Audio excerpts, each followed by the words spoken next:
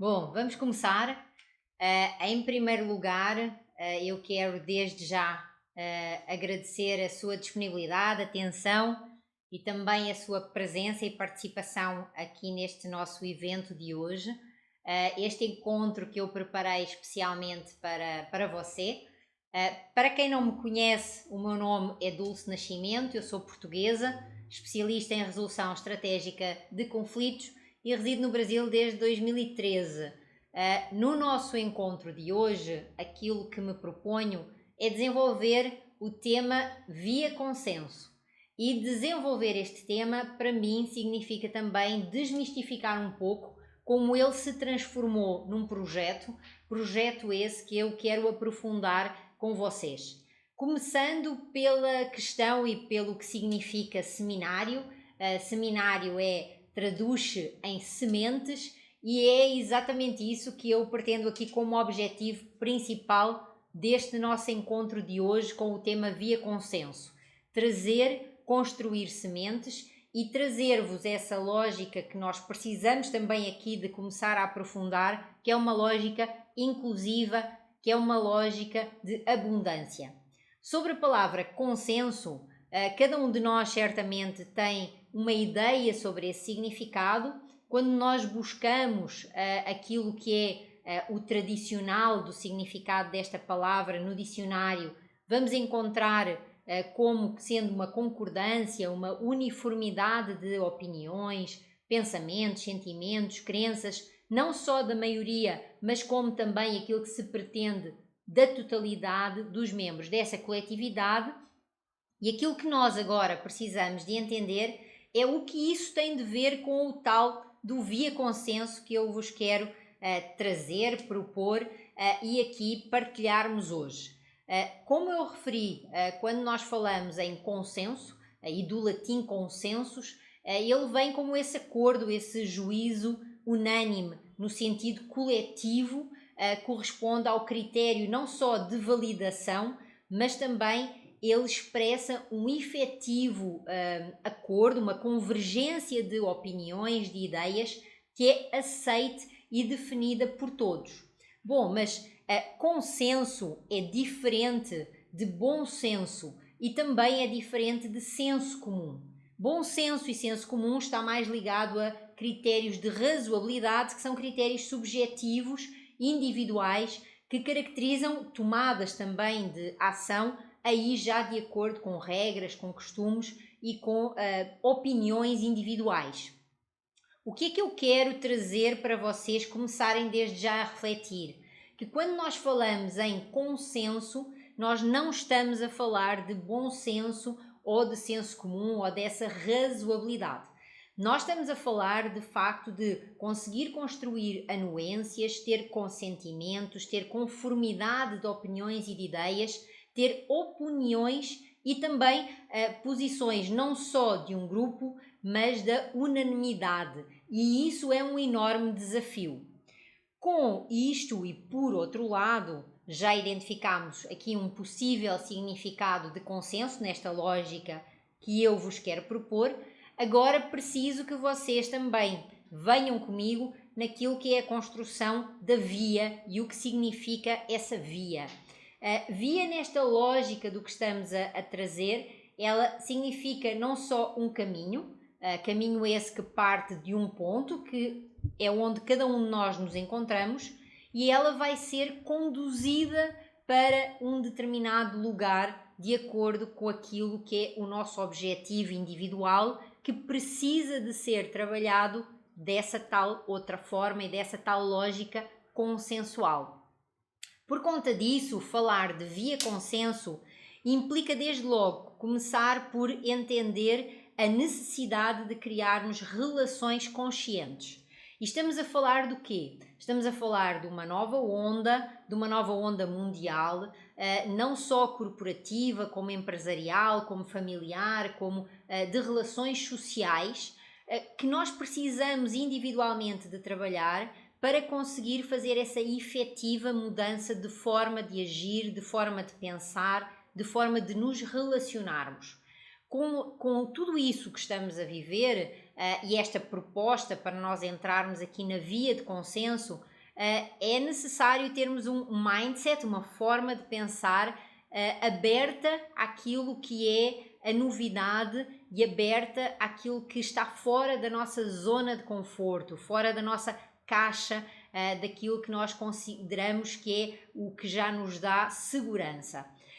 Como fazer isso? Bom, começamos por precisar de entender se as nossas relações, elas são relações fortuitas e pontuais, ou se as nossas relações, elas são relações que precisam de ser humanizadas e entendidas como relações continuadas. E vejam como esta situação que mundialmente nós estamos a vivenciar, ela nos coloca exatamente sobre essa questão.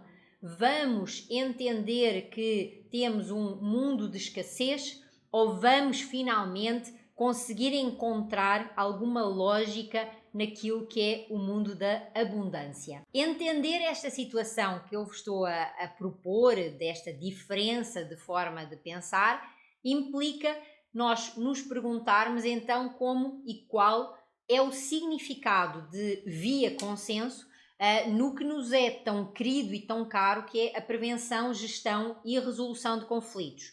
E vejam que esta pergunta, ela se aplica não só aos profissionais da advocacia, aos mediadores, aos negociadores, aos árbitros, aos agentes e atores das práticas colaborativas, a todas as pessoas em concreto que no seu dia a dia têm essa intervenção na prevenção, gestão e resolução de conflitos, mas também com a sociedade civil, com a comunidade em geral onde esses conflitos acontecem.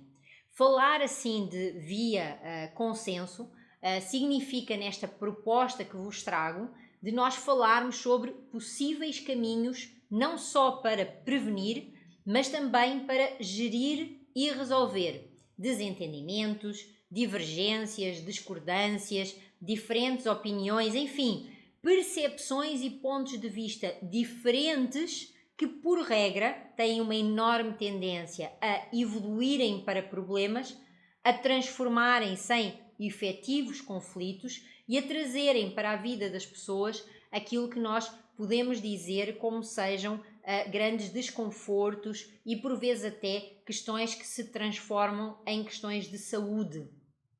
Falarmos nesta via consenso é conseguirmos ter uma mente abrangente ao ponto de incluirmos aqui todos, mas todos, e quando eu falo de todos eu estou a referir-me exatamente a todos os processos que servem exatamente para nós gerirmos, resolvermos e prevenirmos conflitos. E com isso eu estou a considerar e a incluir nesta via consenso também, inclusive, o judiciário e a arbitragem. E aí certamente vocês já se perguntaram, como assim considerar o judiciário e a arbitragem como uma via consenso? Bom, da seguinte forma, só estaria de fora da via consenso o judiciário e a arbitragem se eu tiver como critério objetivo, que ainda por regra, infelizmente é aquele que maioritariamente temos, o critério de que qual é que é exclusivamente a tomada de decisão. Isto é, quando eu penso no foco do resultado, quando eu penso na decisão final, se eu penso na tomada de decisão por um terceiro, como é o judiciário ou a arbitragem, eu vou fazer a referência de que isso não é consenso. A proposta e a provocação que eu tenho aqui para vos fazer hoje é nós entendermos que o que é que acontece e porque é que nós estamos nesse estádio. Porque para nós passou a ser um costume, passou a ser um hábito, na elaboração dos contratos, e aí isto acontece no mundo, não é uma questão específica do Brasil, a última cláusula contratual, ela passou quase a ser um hábito de Ctrl+C, Ctrl+V. Não é? Isto é, nós passámos a colocar como última cláusula dos contratos a cláusula do foro judicial e essa passou a ser uma regra sempre que existe uma divergência, sempre que existe um pensamento diferente, uma opinião distinta sobre aquela mesma situação. Com isso, nós fomos criando o hábito de entender que essa via, ela não traz com ela consenso. E aquilo que eu vos quero provocar é aquilo que é a necessidade que nós temos de ter de dar relevância às várias vias possíveis de gerir e resolver conflitos, prevendo e passando a incluir, substituindo esse hábito dessa cláusula por uma cláusula que também deve ser conversada, negociada, esclarecida, construída uma cláusula escalonada, com a necessidade de que os intervenientes eles tomem consciência das diversas opções contratuais que eles podem escolher na gestão e resolução de conflitos, onde o judiciário é a regra se nós não dissermos nada, mas ela não é a única opção. E trazer essa situação para cima da mesa significa também trazê-la para a via do consenso. Nós estamos aqui, eu estou a tentar-vos então dizer e trazer que escolher de forma adequada e consciente o processo de resolução de conflitos implica eu conhecer as várias vias, conhecer os vários possíveis caminhos, considerando em particular não só o contexto, como também os intervenientes. E por isso, e com essa justificação, a via consenso, ela inclui desde o judiciário, passando pela arbitragem, entrando na conciliação, abordando as práticas colaborativas, se for o caso, mas também a mediação e a negociação. Todos esses modelos, todos esses métodos, eles são modelos e são métodos que precisam de ser entendidos, compreendidos e aprofundados nesta escolha consciente, onde eu vou incluir aqui, e hoje em particular nesta via consenso partilhar com vocês, a existência do que nós podemos denominar de modelos heterocompositivos, onde existe um terceiro que dá a decisão e onde existe um processo que ele não pode ser gerido, ele não pode ser construído de acordo com aquilo que são as vontades dos intervenientes, e óbvio estou a falar do judiciário, mas também a questão e a existência de modelos autocompositivos, onde existe toda essa flexibilidade, onde existe a autonomia da vontade e onde existem também a possibilidade de estabelecer regras e estabelecer formas de que o processo ocorra e se manifeste, onde nós podemos incluir a negociação, a mediação e as práticas colaborativas, e também trazer aqui o que eu denomino de métodos híbridos, e outros autores também já o fazem, incluindo não só aqui como método híbrido a arbitragem, mas na minha lógica e naquilo que eu vos vou trazer hoje também a conciliação. E aí, começando pelos métodos em particular autocompositivos, e nós entendermos, e quando eu falo nós entendermos, estou a falar de todos os agentes, de todos os operadores, de todos os profissionais. Vejam que a via consenso, ela é inclusiva. Ela é inclusiva no sentido de trazer para dentro dela tudo aquilo que é necessário e todos aqueles que são necessários para que nós consigamos ter relações que sejam relações mais saudáveis, mais eficazes e mais eficientes, sempre nesta questão e com esta proposta de transparência, de clareza e de profissionalismo.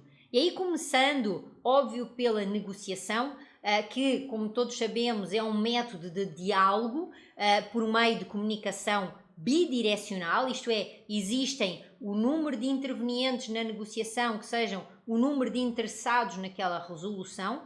Nós não podemos considerar a existência de terceiros imparciais, porque a negociação ela visa e pretende, independentemente do modelo de negociação que for escolhido, aquilo que é construir uma solução que seja vantajosa individualmente. Depois, se essa negociação, se ela vai ser desenvolvida com base em posições, a conhecida barganha, por interesses ou eventualmente por valores, no modelo dos 3 Es que eu tenho partilhado com vocês, aí vai haver algumas diferenças. Mas na negociação, quando nós dizemos o que é a negociação, não existe um terceiro no sentido imparcial e no sentido independente daquele método, daquele modelo.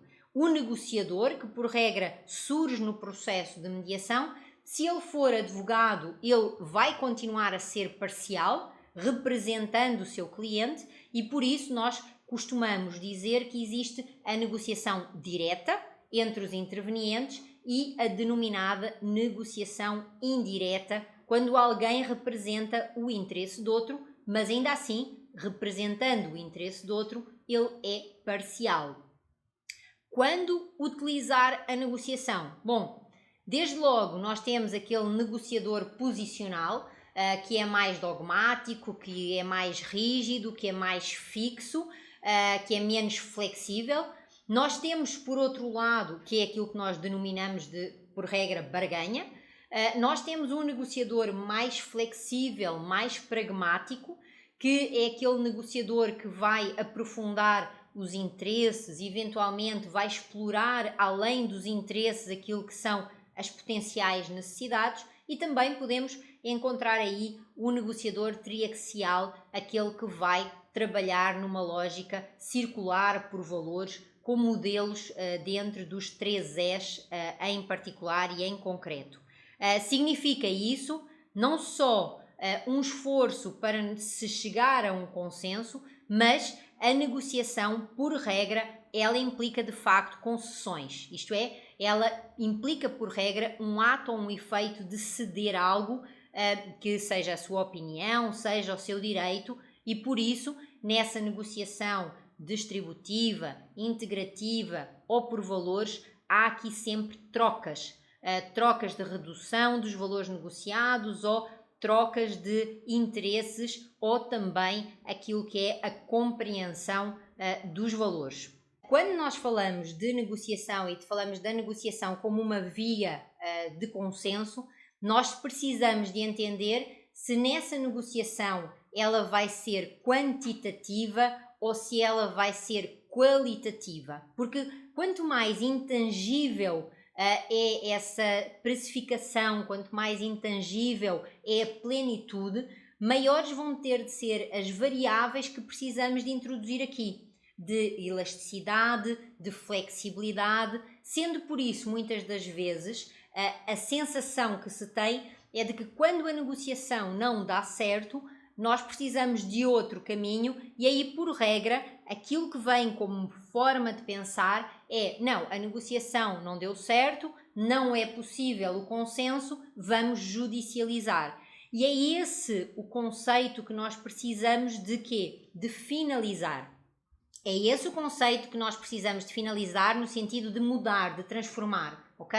Isto é, quando eu falava lá na cláusula, se nós não conseguimos negociar, nós precisamos de entender que existem outras vias até chegarmos, ou inclusive incluindo a judicial, essa heterocompositiva. Ela pode ser uma das vias que nós podemos chegar por consenso à conclusão de que é a única aplicável e a única viável para a nossa situação em concreto. Mas nós precisamos de ter esse conhecimento sobre essa existência das diversas, e não só sobre a existência das diversas vias, mas também o que é que cada uma oferece. E aí entramos na outra via, que é a via da mediação. Mediação no Brasil encontra-se regularmente constituída como sendo uma atividade técnica exercida por um terceiro imparcial. É o que a lei 13.140, a lei de mediação, nos diz. Mas mais do que isso, aquilo que eu gostaria que vocês entendessem é que falar sobre mediação é falar de um processo onde é facilitada a comunicação entre as pessoas que mantêm uma relação continuada ou que iniciam essa relação que vai ser continuada, e que essas pessoas, esses sujeitos, eles buscam os seus interesses, ou a salvaguarda e a resposta para os seus interesses objetivos e subjetivos. Isto é, eles procuram a identificação das suas questões, eles procuram que sejam também acolhidos os seus valores e através desse acolhimento que haja uma construção de uma solução que de outra forma e de outro jeito ela não seria possível. Mediação no Brasil é assim um processo legal, com princípios, com regras, com etapas, com procedimentos, não só vocacionado para trabalhar conflitos em que as pessoas têm interesse em, e eu digo sempre isso, lembram? As 4 regras, em manter, melhorar, não prejudicar ou iniciar relacionamentos ou relações, onde a negociação prévia não deu certo, e isso independentemente do grau de proximidade ou de intimidade. Então vejam que mediação é uma via de consenso, mas ela também não é a única via de consenso e ela precisa previamente de que aconteçam alguns elementos e algumas outras tentativas para que seja eficaz e eficiente e a sua verificação para produzir esses efeitos aconteça. Por isso, é chamado aqui na mediação, diferente da negociação, é chamado um terceiro esse especializado, que não tem poder de decisão ou de ingerência, o tal do mediador, que ele vai conduzir o procedimento de comunicação, buscando entendimentos e buscando consensos, isto é, acordos efetivos, construções que sejam construções da totalidade dos intervenientes, facilitando essa resolução do conflito através da estimulação de identificar interesses, necessidades, valores e desenvolver aí as tais das soluções consensuais. Por conta dessa situação, também é necessário entendermos quando vamos utilizar a mediação. Primeiro, alguns critérios que nos fazem escolher a mediação como uma das vias de consenso, seja ela a existência de vínculo anterior, a questão das relações continuadas e duradouras, também a prática da existência de elementos subjetivos de relação, relacionamento, independentemente do grau de intimidade, como eu vos disse, e com isso a mediação ela aplica-se não só a processos que têm origem em relações mais próximas, como sejam relações de amizade, relações familiares, relações de condomínio, mas também a relações empresariais, a relações societárias e até a relações internacionais e entre Estados, onde não só vai ser restabelecida a comunicação, mas também os intervenientes, de uma forma totalmente autónoma, vão eles construir as soluções que, se não fosse aquele processo, se não fosse aquela via e aquela intervenção daquele terceiro técnico especializado, elas não conseguiriam alcançar.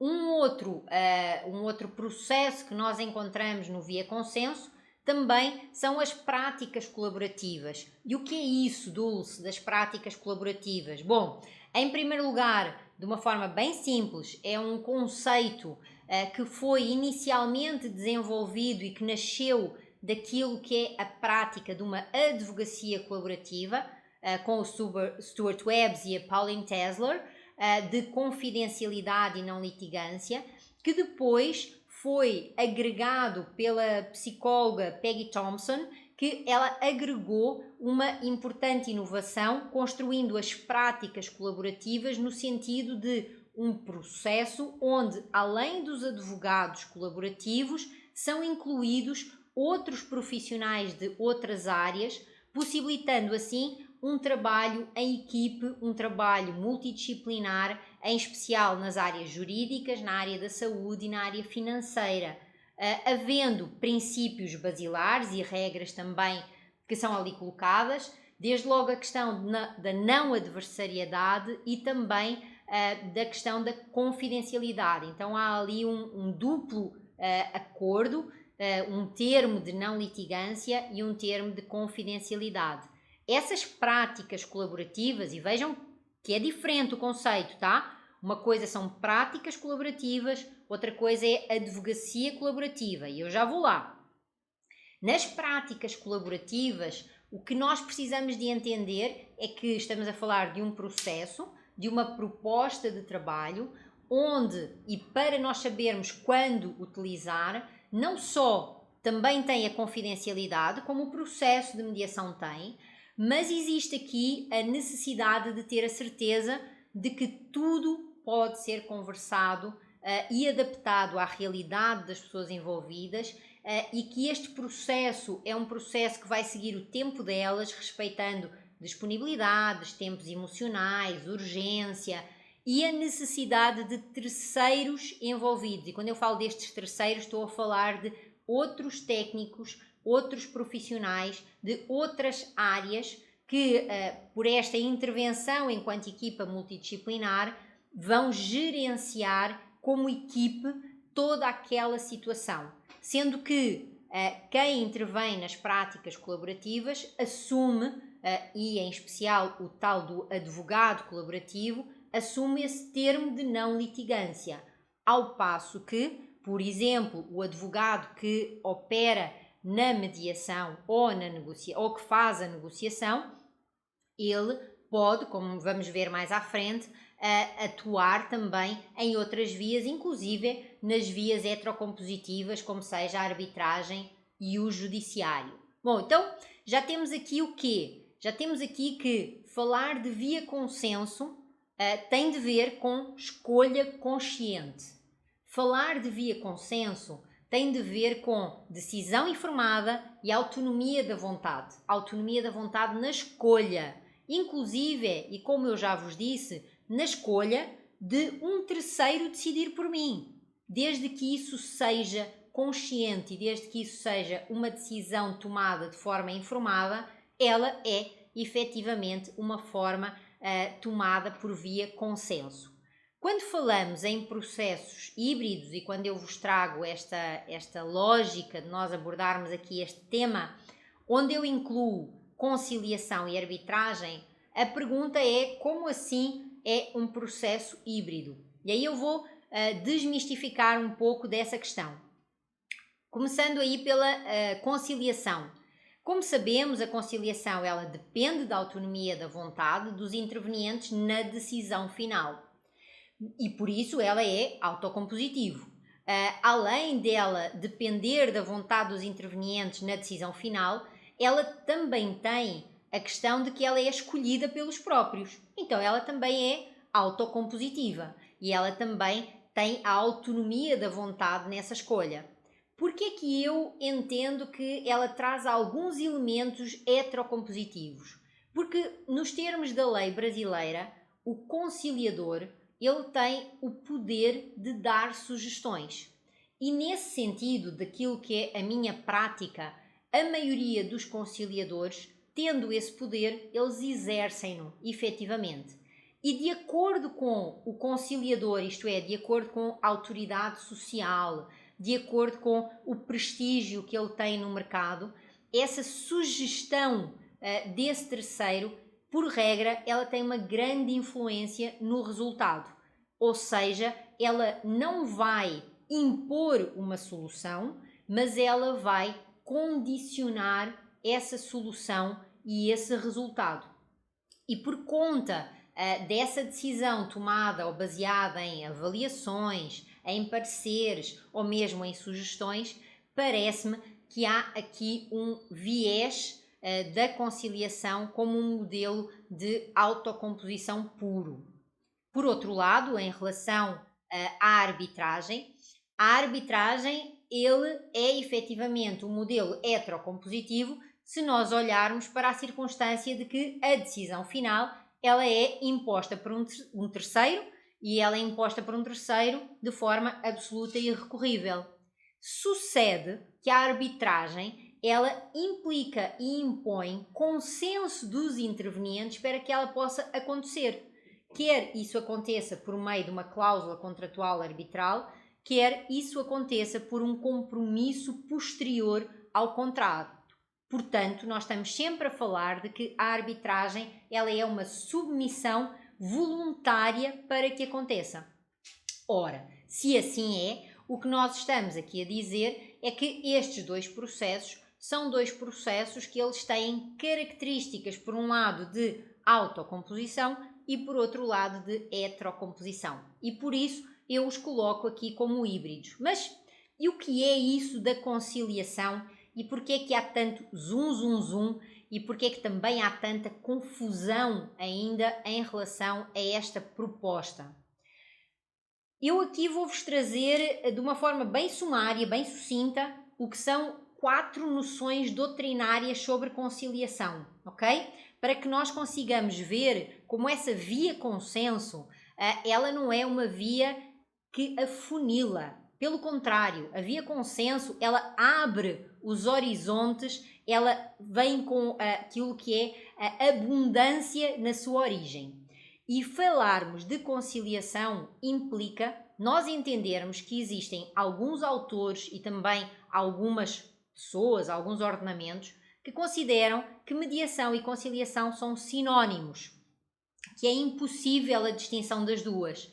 E a maioria dessa justificação, dessa origem, ela encontra-se no common law, ela encontra-se nos sistemas, nos ordenamentos jurídicos que têm como base o sistema como é o sistema americano, onde, quando nós falamos em mediation, nós estamos a falar em mediação no sentido de um interveniente à procura de uma solução. E isso é algo que é muito diferente daquilo que é a abordagem, até em particular da conciliação, nos sistemas e nos ordenamentos do civil law, que consideram que é uma atividade semelhante, mediação e conciliação, mas que a conciliação diverge da mediação, na maioria desses países, pela circunstância de esse terceiro ele ser um magistrado, tendo aí como objetivo a obtenção de um acordo. E aí vem a terceira corrente doutrinal que diz respeito à situação em concreta do Brasil e aquilo que nós temos aqui como sendo esta nossa atividade. No Brasil, a atividade em particular da conciliação, ela está regulamentada tal como a mediação. Elas divergem, de acordo com aquilo que consta no ordenamento jurídico brasileiro, pela maior ou menor intervenção desse terceiro e pela possibilidade do conciliador no Brasil poder dar sugestões, que é algo que o mediador não pode. Ou seja, o conciliador pode dar essas sugestões nos termos da lei, o mediador não pode. E aí, finalizando com, digamos, a quarta corrente ou a quarta doutrina, que tem sido aquela que eu tenho vindo a trabalhar e a partilhar com vocês, que é nós conseguirmos entender que o processo de mediação e o processo de conciliação, eles são processos distintos, semelhantes, mas distintos, na medida em que nós vamos tratar conflitos, relações, relacionamentos pontuais, onde o que está em causa são questões mensuráveis, ao passo que na mediação nós vamos precisar de trabalhar com maior profundidade relação, relacionamento e os diversos intervenientes. Nenhum dos dois é terapia, isso também é importante que se diga, ao contrário de outras formas de também individualmente nós gerirmos os nossos conflitos. Todos estes processos que são incluídos no via consenso são processos onde o trabalho é realizado conjuntamente com todos os intervenientes, com todas as pessoas que estão envolvidas naquela situação. Existem outros processos, existem certamente outras vias, mas que são individuais e mais relacionadas com terapias. Não é esse o nosso foco, ok? O nosso foco aqui, quando falamos em via consenso, e em particular a conciliação que vos estou a trazer agora, é trazer este processo, trazer essa proposta como um método de trabalho, essencialmente que visa, e o seu foco são questões objetivas, tem como objetivo conseguir efetivamente alcançar um acordo com base em interesses e necessidades que sejam facilmente mensuráveis, e ele é indicado para situações que sejam situações exclusivamente materiais ou situações que sejam de simples resolução de um facto ocorrido, isto é, que ainda não existe uma grande profundidade de desconforto, de de sentimentos e de emoções em relação àquela situação em concreto, ou ainda não existe um relacionamento entre os intervenientes. Por conta disso, a conciliação ela tem e ela é um processo onde existe um terceiro que facilita a comunicação, tal como um mediador, mas aqui esta facilitação é relativamente a uma relação pontual, onde a procura é por interesses objetivos, mensuráveis, e por conta disso essa identificação ela é mais rápida, ela é mais ágil, ela é mais célere, porque ela não vai tão a fundo, ela não intensifica, ela não mergulha naquilo que são as diferentes posições, aquilo que são as diferentes sensações, mais do que posições, as diferentes sensações. Isto é, esse terceiro, o foco dele é na construção efetiva de um acordo, sem constrangimento ou sem intimidação, mas ele pode sugerir, ele pode apresentar avaliações, ele pode apresentar sugestões, ele pode apresentar relatórios que sejam aí também solicitados pelos próprios conciliados. E aí o outro processo híbrido, a arbitragem. O que é isso da arbitragem? É bem curioso quando nós falamos de arbitragem hoje, porque há 20 anos atrás falar de arbitragem era confundido com o árbitro do jogo de futebol. Hoje não é mais, hoje está de facto incorporado como uma grande liberdade dos intervenientes, consubstanciada não só no princípio da autonomia da vontade, mas também no princípio da decisão informada e na capacidade, e por isso se fala aqui e eu vos trago como via consenso, na capacidade de excluir a jurisdição estatal da resolução daquele conflito, daquele litígio e trazer aqui a implementação de uma jurisdição privada onde exige, como é óbvio, responsabilidade, no sentido de que os intervenientes eles vão suportar os efeitos positivos e negativos das suas escolhas, seja favorável ou desfavorável. A sentença arbitral ela vai ser efetivamente acatada pelos intervenientes, sendo certo que contra ela não cabe recurso e que as bases da impugnação ou da sua validade elas são muito restritas e por isso é necessária uma grande consciência pela tomada de decisão de ir via arbitragem e esse consenso necessário de construção entre os intervenientes. Consiste então aqui a arbitragem também regulamentada no Brasil aqui agora pela lei 13.129 de 2015. Ela consiste não só na nomeação de uma ou mais pessoas, e aí nós vamos ter um árbitro ou nós vamos ter um tribunal arbitral que vai decidir acerca de um determinado conflito privado, com a particularidade de que o mesmo só tem possibilidade de ser aplicado relativamente a direitos patrimoniais disponíveis, sem a intervenção direta do Estado, sendo que a decisão tomada por esse árbitro, como eu referi, ela tem força de lei entre as partes, ela tem valor de sentença, ela é obrigatória, tá? E por isso ela deve de ser cumprida e ela pode vir inclusive a ser executada pelo poder coercitivo do judiciário. E com isso nós temos aqui a finalização da arbitragem, que vai ser utilizada, e a resposta a quando utilizar a arbitragem, quando eu quero uma decisão técnica, quando eu quero escolher um terceiro como árbitro, que é um profundo conhecedor de uma determinada matéria, ou quando eventualmente em relação àquela situação, ela é também tão clara que não há necessidade de eu ir buscar no judiciário todo um processo administrativo, burocrático e mais denso, e que eu com a arbitragem eu consigo ter uma maior simplificação não só das etapas do processo, mas também da sua agilidade e até da própria tomada de decisão. Então, vejam como nós temos aqui todas estas vias de consenso, desde a negociação, mediação, práticas colaborativas, conciliação,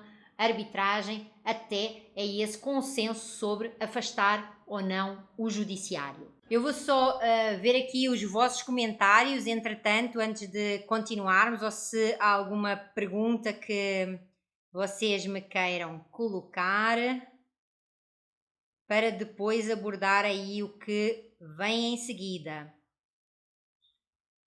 Ok, temos aqui uma pergunta da Fernanda que questiona sobre como eu vejo a hipótese da negociação com a administração pública e a diferença de poderes, assimetria de informações. Será que poderíamos pensar em um terceiro imparcial para equilibrar o poder de negociação? Sem sombra de dúvidas, Fernanda. Aquilo que eu vejo, seja com a administração pública, seja também em concreto com outros intervenientes em situações de divergência onde há essa efetiva desproporcionalização, não é? Onde há desproporção de poderes, onde há desequilíbrio de autonomias, é necessário nós procurarmos, dentro daquilo que é a via consenso, um processo que nos traga um terceiro, que ele tenha desinteresse do resultado, que ele seja efetivamente independente em relação aos diversos intervenientes e que ele possa trazer para aquela mesa essa construção desse necessário equilíbrio. Isso é para mim fundamental. Essa é a razão pela qual eu identifico que quando nós trazemos, por exemplo, a lei de mediação para a criação dentro da administração pública de sistemas de mediação de conflitos, os intervenientes que vão ali atuar como mediadores, eles precisam de ter um perfil de independência. Se eles não têm esse perfil de independência, o processo de mediação em si pode ficar comprometido. E isso é algo que, quanto mais nós nos tornamos em profissionais daqui do via consenso, da via consenso, destas várias formas de nós agirmos e atuarmos, gerirmos preventivamente como gestão e como a resolução dos conflitos, maior vai ser o grau de exigência que nós vamos ter connosco enquanto profissionais, mas também maior vai ser a resposta em termos de qualidade que nós vamos dar aos diversos intervenientes que ali nos procuram. Identificar aqui só mais alguma questão. Ok. A Paula pergunta se o advogado colaborativo tem de ser colaborativo ou se ele pode atuar de outra forma também. E... ok. Obrigada, Beth. Que bom que vocês têm aí. Alguns países usam com liberdade os institutos da mediação e da conciliação. Ou seja, restabelecida a comunicação das partes, passa-se automaticamente para a mediação com sugestão de cenário de opções de composição. Bom, Douglas, eu aquilo que identifico é o seguinte, quando eu vejo que existe a possibilidade de trazer sugestões para o processo de mediação, eu aquilo que refiro é, nesse ordenamento jurídico, com essa cultura, nesse modelo de civilização, pode ser que dê certo, pode ser que dê resultado ótimo, mas isso não é o modelo dos ordenamentos, não é o modelo das sociedades civis de civil law. E nós precisamos de respeitar não só as nossas histórias, como os nossos passados, como também aquilo que efetivamente faz sentido dentro das nossas culturas diferentes. Trabalhar, por exemplo, e dou aqui uma resposta e depois já vou à outra pergunta.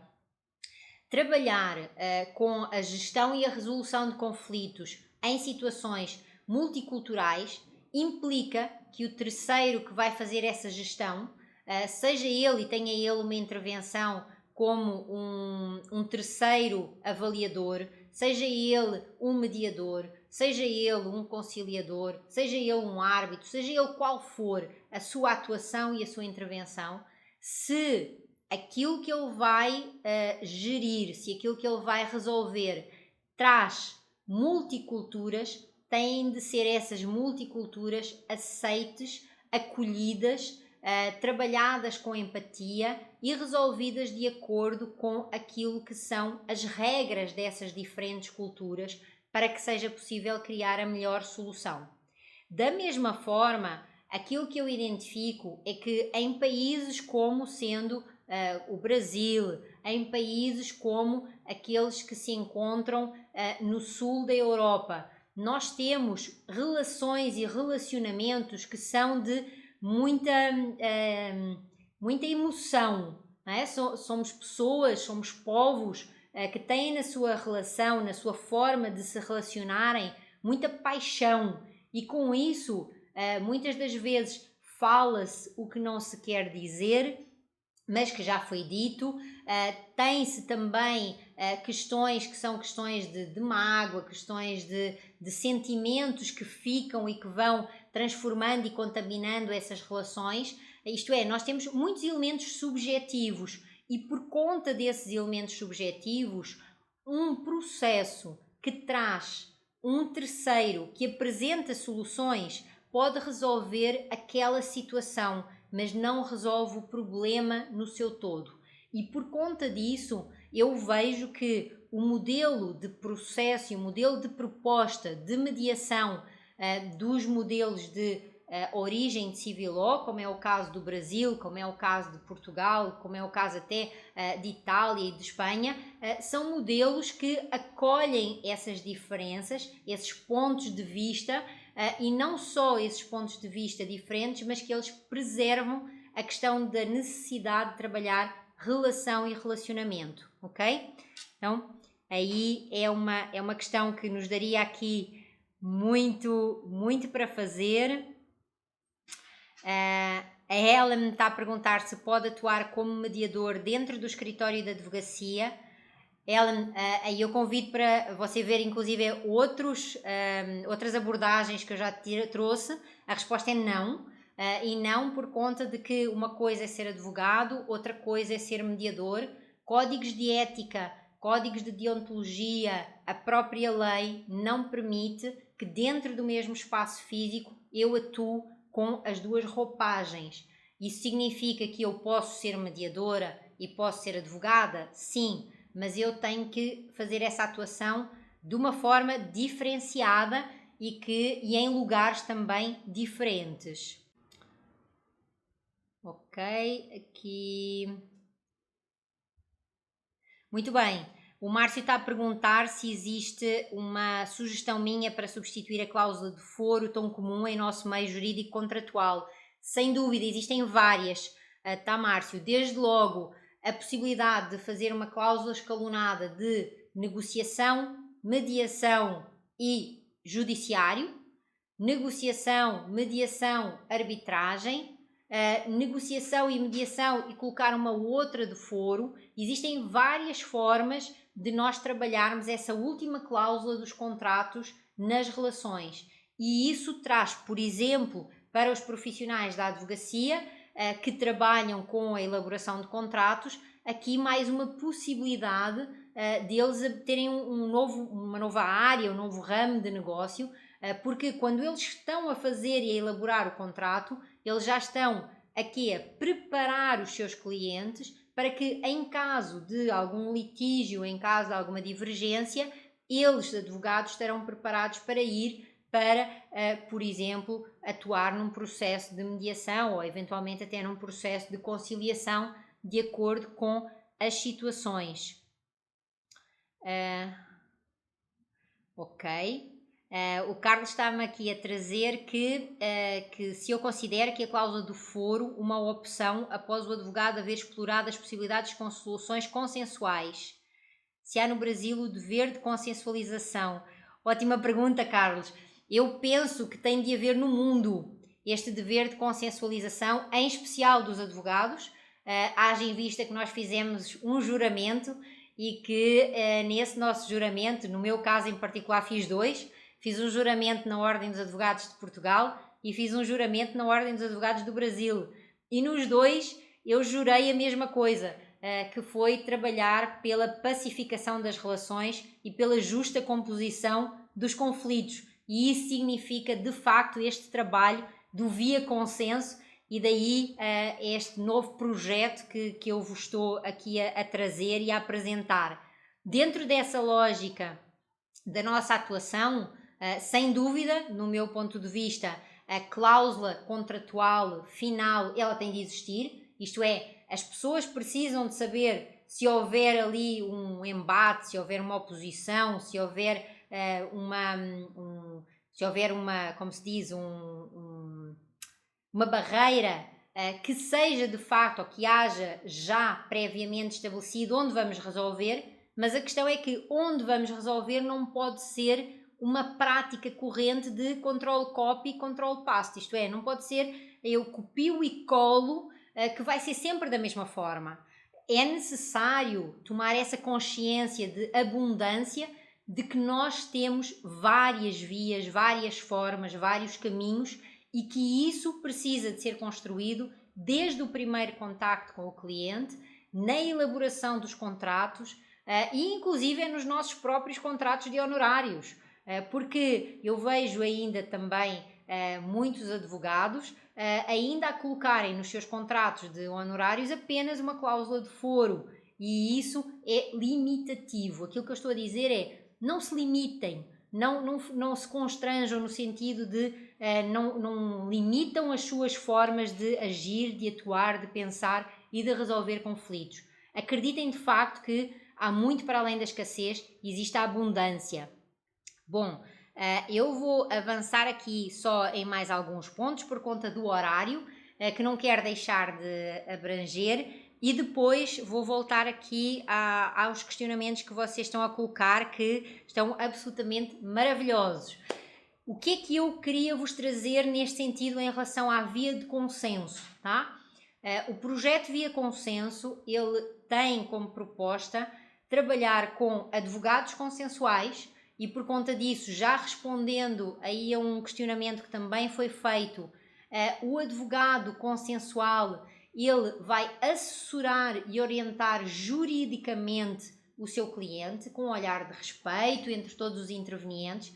Ele vai dar primazia, isto é, ele vai dar preferência à pacificação por meio da autocomposição, mas se for necessário, ele também está pronto, ele também está preparado para trabalhar através dos métodos heterocompositivos. Isto é, se eu sou um advogado consensual, eu posso iniciar o processo intervindo como negociador dos interesses do meu cliente, ir a uma conciliação, identificar que aquele processo precisa mesmo de uma mediação, então eu passo da conciliação para a mediação, e se não houve possibilidade dessa construção consensual, eu vou passar para a arbitragem ou para o judiciário. Isto é, nesse sentido eu vou como que ter uma ação de pacificação, uma ação mais humanizada, como estávamos a falar aqui com o Carlos, uma ação com um dever consensual,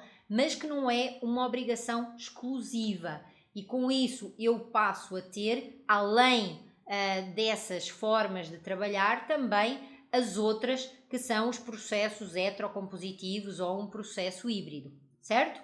Diferente os advogados colaborativos, que também vão prestar o mesmo assessoramento profissional, o mesmo aconselhamento técnico e jurídico, eles assumem um compromisso ético de não litigância e de confidencialidade, certo? Então, esses advogados, aquele advogado que se diz advogado colaborativo, no conceito técnico da palavra, notem, eu não estou a falar de conceitos linguísticos, não estou a falar de conceitos de português, eu estou a falar de conceitos técnicos, estou a falar de conceitos profissionalizantes.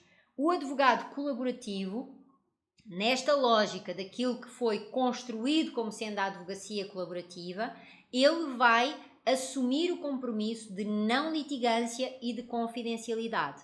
E por conta disso, se a sua intervenção, através da negociação, através eventualmente até como é óbvio, através das práticas colaborativas ou também através de chamar algum mediador, termina aí. Isto é, esse advogado colaborativo, nesta lógica da filosofia do que é a advocacia colaborativa, ele não vai ao judiciário e ele não atua na arbitragem. Ele vai respeitar o princípio da confidencialidade e da não litigância. Aí entramos nos negociadores, e quando falamos em negociadores, vejam que não estamos só a falar dos profissionais do direito, nós estamos a falar de qualquer ser humano, de qualquer cidadão, porque o que nós mais fazemos na nossa vida é negociações. Nós negociamos desde sempre e em todos os momentos. E por isso aqui nós incluímos a sociedade civil, nós incluímos a sociedade empresarial, nós incluímos todos aqueles que pretendem efetivamente alcançar uma solução que seja uma solução de benefício próprio e de vantagem individual, através de um determinado modelo de negociação, ou uma vantagem coletiva, uma vantagem conjunta, se for através de outros modelos. Mas pretendemos aqui, enquanto atuação de negociadores, de atuar em representação, se for o caso de tal negociação indireta, de negociar em nome de um outro, mas defendendo e prestigiando os seus interesses em particular. Já os mediadores, que são profissionais técnicos especializados, sejam mediadores judiciais, sejam mediadores privados, existe diferença na sua formação, existe diferença em termos do procedimento que eles têm de cumprir, mas todos eles vão ter uma atuação técnica especializada de prevenção, gestão e resolução de conflitos, sem poder decisório, com uma formação específica no processo de mediação, nas etapas, nos princípios, nas regras, nos valores, e sendo eles escolhidos ou aceites, vão auxiliar no entendimento do conflito, estimular o diálogo, vão também incitar a que as diferenças sejam trabalhadas de forma construtiva e para quê? Para que em conjunto, identificados interesses, necessidades e valores, seja possível a construção de soluções de ganhos mútuos nessa solução efetiva que está aí a ser trazida. Os conciliadores, e em particular o conciliador de que estamos a falar no Brasil, ele é um auxiliar de justiça, nos termos da lei, em especial o conciliador judicial, mas tal como o mediador, também podemos ter conciliadores extrajudiciais. Aquilo que os identifica é essa atuação deles, que é uma atuação onde eles têm a possibilidade de avaliar, de sugerir, de colocar em cima da mesa algumas opções, sempre sem constrangimento e sempre sem forçar a um acordo, mas o foco e o objetivo do conciliador, em especial do conciliador no Brasil, é trazer para cima da mesa a construção de um efetivo acordo.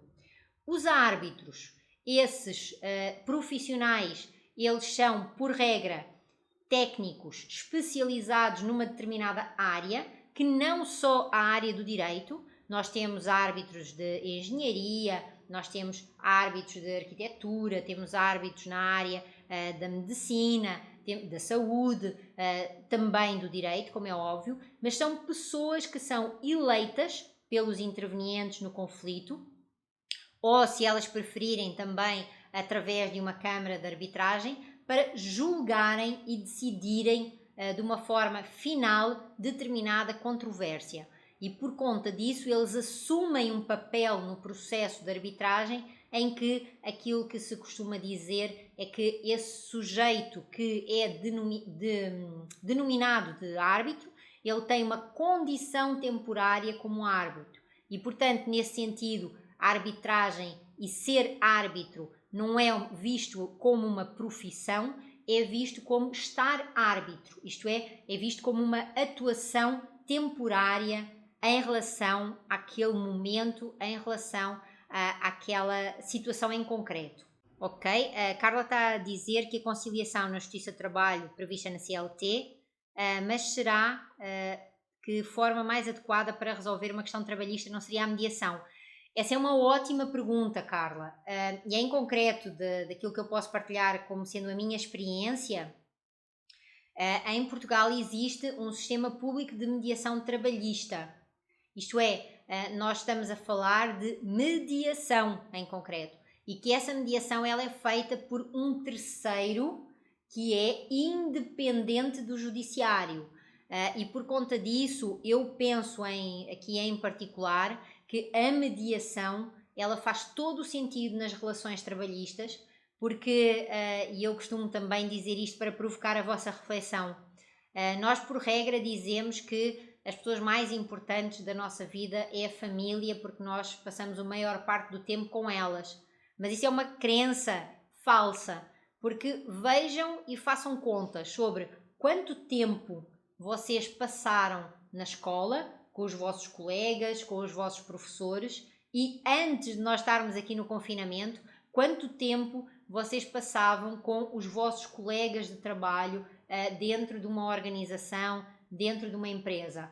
E isso para dizer que ali existem, sem dúvida, muitas relações pessoais, muitos elementos subjetivos e que, por vezes, aquilo que mais se quer trabalhar num conflito na área trabalhista é exatamente aquilo que são as mágoas, aquilo que são os rancores, aquilo que são os incómodos subjetivos e não questões objetivas ou formais de subsunção da lei ao caso concreto e interpretação do direito. Então, sem dúvida, eu concordo que a área trabalhista ela tem muito a ganhar com a mediação e em especial com a mediação privada, tá?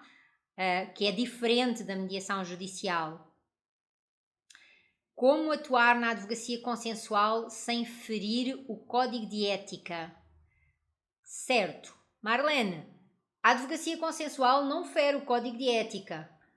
Para mim, a advocacia litigante é que fere o código de ética, mas é a minha opinião pessoal. Agora, a resistência da classe tem de ver com a aceitação de coisas que são naturais quando elas não são naturais. Isto é, eu parto do pressuposto que o único processo é o judicial, e isso é contra a natura, porque eu estou a limitar a minha atuação a um único processo. E é isso que a Via Consenso quer trazer para todos vocês. A Via Consenso, ela quer mudar conceitos. Ela pretende trabalhar a mudança de formas de pensar. Ela pretende trazer que quantidade e qualidade são critérios diferentes e de que nós precisamos de trabalhar com eficiência e eficácia, ok? Fantástico! O Márcio está a perguntar se é possível uma atuação constante de mediadores no ambiente interno das organizações, uma atuação preventiva em relação a conflitos internos. Sim, Márcio, sem dúvida. Quando nós falamos de processo de mediação, nós estamos a falar da possibilidade desse processo de mediação de ele ter intervenções numa lógica de prevenção, numa lógica de gestão ou numa lógica de resolução. E essa proposta de trabalho da mediação com estes três focos, ela vai depender dos princípios e da filosofia, no caso em termos empresariais e organizacionais, assim como na lógica daquilo que nós pretendemos desenvolver e pretendemos alcançar, ok? Então, no ambiente interno das organizações, que hoje em dia nós já encontramos, por exemplo, alguns saques, não é? Ou algumas ouvidorias, nós também podemos incluir a proposta do processo de mediação dentro da organização. Aquilo que é necessário ter em consideração são a definição prévia de para que é que ela vai ser usada, sendo que sempre ela precisa de respeitar com os princípios da mediação, isto é, com a confidencialidade, com a informalidade, ou seja, nós estamos a trabalhar uma outra lógica de gestão e resolução de conflitos. Na lógica da prevenção, a mediação vai trazer tudo aquilo que é a partilha da filosofia, a partilha dos princípios e também a partilha das regras sobre as quais o processo de mediação se deve pautar. E com isso, a construção de uma organização e também a construção de uma cultura empresarial e organizacional de consenso. Isto é, se as pessoas tiverem uma desavença, se elas tiverem uma divergência de opiniões, elas terão caminhos, e isso entra naquilo que também é denominado de design de sistemas de resolução de conflitos, o desenho de sistemas de resolução de conflitos, onde nós vamos encontrar vários passos e cada passo tem um determinado objetivo. Se aquele objetivo ele não for alcançado, passamos para o passo seguinte e para o outro e para o outro e por aí vai, tá? Ou seja, nós estamos a falar quando integramos estes modelos nas organizações, as próprias organizações, elas passam a ser mais flexíveis com questões de prova, com questões daquilo que é o certo e o errado, o verdadeiro e o falso, ou seja, há aqui uma maior disponibilidade para compreender as diferentes percepções em relação à mesma situação, porque o foco e o objetivo, no caso da mediação, será construir soluções que sejam soluções que integrem todas as vontades sem que haja cedências. Essa é uma grande diferença que eu apresento sempre e que eu vos trago. Conhecer o processo de mediação e aplicar o processo de mediação é conseguir entender que nós estamos a fazer uma proposta sem cedências. E isso é muito desafiante porque, de alguma maneira, acaba por ser contra a nossa forma de pensar, contra a filosofia com que nós fomos educados, onde para haver um acordo, para haver um consenso, há sempre necessidade de haver cedências.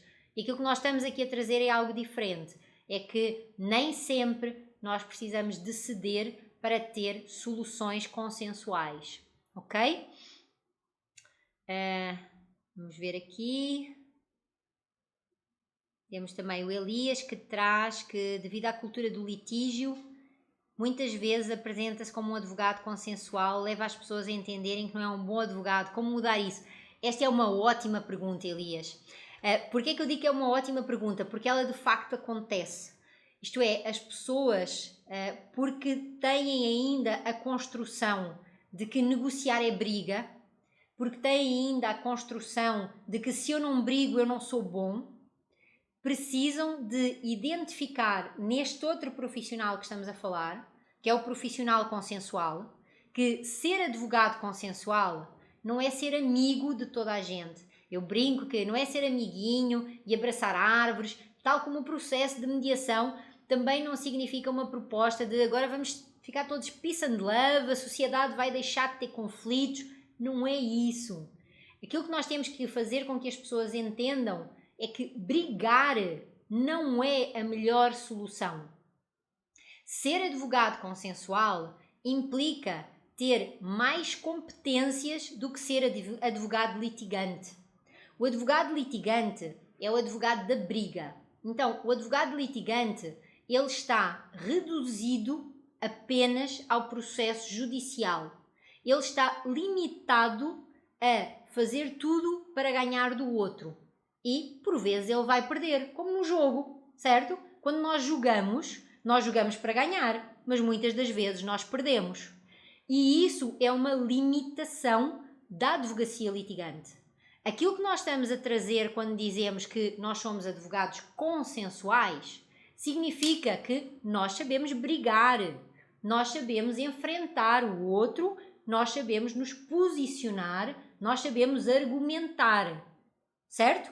Mas nós também sabemos que é necessário ter outros conhecimentos de aquilo que eu denomino do triângulo do conhecimento. Lembram?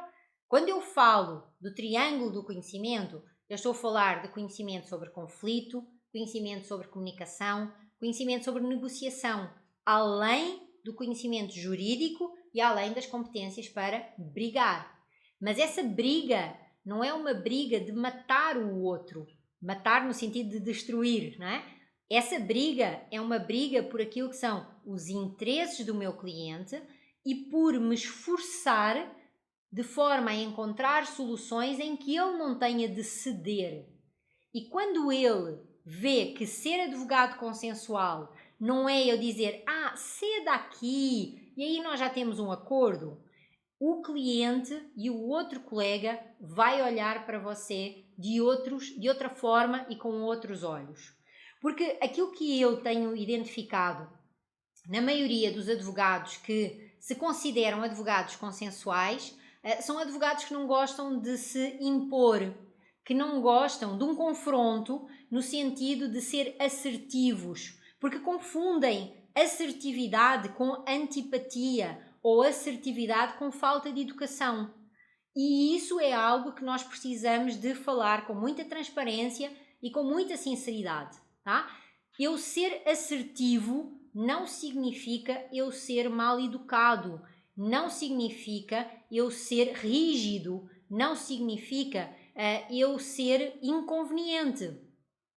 Eu ser assertivo implica eu conseguir identificar passos, que são passos de trazer questões objetivas, trazer efetivamente, em vez de julgamentos, eu trazer percepções do meu cliente e com isso aquilo que importa para o meu cliente e como eu estou disponível e disposta a encontrar soluções para ele.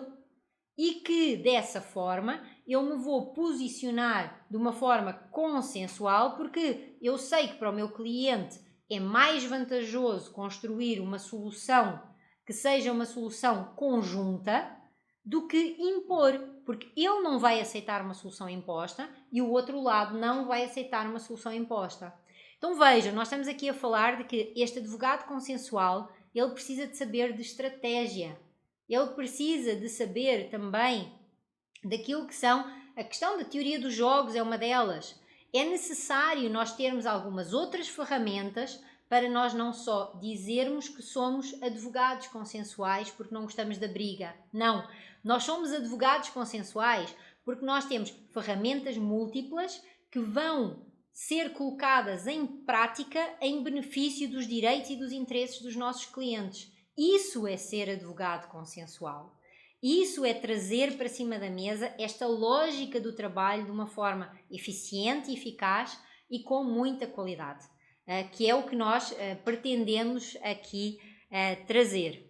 Ok? Bom, tendendo aí ao adiantar da hora, este foi e aquilo que eu vos queria trazer com o VIA consenso, é essa proposta que eu tenho aqui de trabalhar com vocês, não só vários processos, vários intervenientes, como vimos, e também vários caminhos. No fundo é trazermos um conjunto de soluções diferentes e tratá-los todos de uma forma inclusiva. Este projeto, que é mais do que um projeto, é de facto a concretização de todo um percurso, que é a concretização de um percurso de uma forma conjunta. Cada um de vocês faz desde já parte dele e eu agradeço não só a vossa presença, o vosso interesse, como também a vossa predisposição e disponibilidade para construirmos isto junto. Este projeto é um projeto onde eu vou disponibilizar semanalmente conteúdos gratuitos sobre várias vias, as várias vias que abordámos hoje, e para também os vários intervenientes. Então vamos trabalhar de uma forma integrativa, vamos trabalhar de uma forma inclusiva tudo aquilo que a Via Consenso nos permite, nos disponibiliza e também pressupõe. Nesse sentido, eu desde já vos vou dizer que vocês vão ser premiados com o primeiro e-book sobre a Via Consenso, que vão receber gratuitamente por e-mail. Aquilo que eu vos peço é que vocês me sigam nas redes sociais, e para isso basta vocês acederem lá à minha página da internet, ao meu site dulcenascimento.online, onde vocês têm os ícones para todas as redes, e eu vou dar mais destaque ao YouTube, onde vou de facto colocar mais material gratuito, e por conta disso, e também ao Instagram, porque hoje em dia nós estamos na era digital e fomos forçados a aceitá-la, e partilhar isso significa para mim algo muito importante, porque significa que agora vai. Isto é, eu há anos que venho sentindo e me questionando se eu iria fazer parte e iria viver a mudança da cultura litigante para a cultura consensual. Hoje eu tenho certeza que sim, ainda vai ser aqui nesta minha geração. E portanto eu desejo que você tenha ficado aí com vontade e interesse de fortalecer a sua atuação como profissional, seja como profissional na advocacia consensual, na advocacia colaborativa, seja como mediador, seja como conciliador, seja como árbitro, seja como negociador, bom, seja de qual forma for e qual o meio que você vai escolher para realizar essa via consenso. Fique connosco, fique comigo, eu agradeço imensamente a vossa atenção e também aquilo que é a disponibilidade para vocês estarem aqui.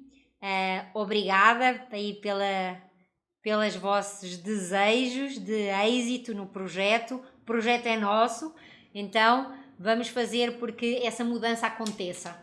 É isso que é o meu desejo efetivo aqui. Muito obrigada a todos também. Firmes no propósito e estamos juntos. Essencialmente era isso que hoje eu vos queria trazer. Muito obrigada, um forte abraço e até breve.